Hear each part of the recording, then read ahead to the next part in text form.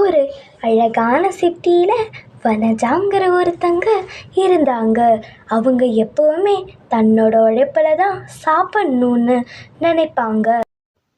வனஜா ஒரு beauty parlour வச்சுருந்தாங்க. அவங்களோட பியூட்டி பார்லரில் ஏதோ 1-2 பேர் தான் வந்தாங்க.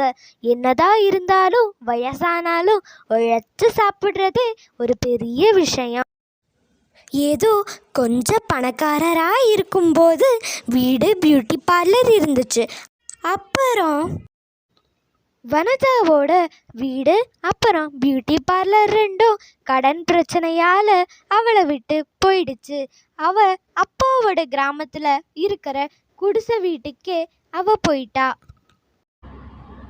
வனஜாக்கு என்ன பண்ணுறதுன்னு தெரியல. அதனால அவ இப்படி யோசிக்கிறா. நம்ம தொழில் பியூட்டிஷியன் தானே, அதனால நம்ம ஏன் ஒரு பியூட்டி பார்லர் ஓபன் பண்ண கூடாது? இருக்கிற காசை வச்சு ஒரு பியூட்டி பார்லர் ஓபன் பண்ணலாம்.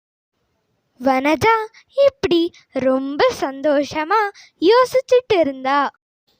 வனஜாவோட வியாபாரம் அன்னைக்கு ஓரளவு நல்லாவே போச்சு. நயன்தாரா ஆண்டி கட்டிங்க, சஞ்சனா அக்கா கட்டிங்க, கூட சட்டை கட்டிங்க, மொட்டை கட்டிங்க, வாங்கம்மா வாங்க, பியூட்டி ஆயிட்டு போங்க.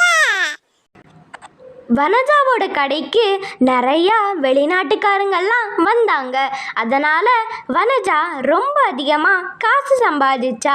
அப்புறம் அவளோட குடிசை கடையே தொடர்ந்து நடத்தினா.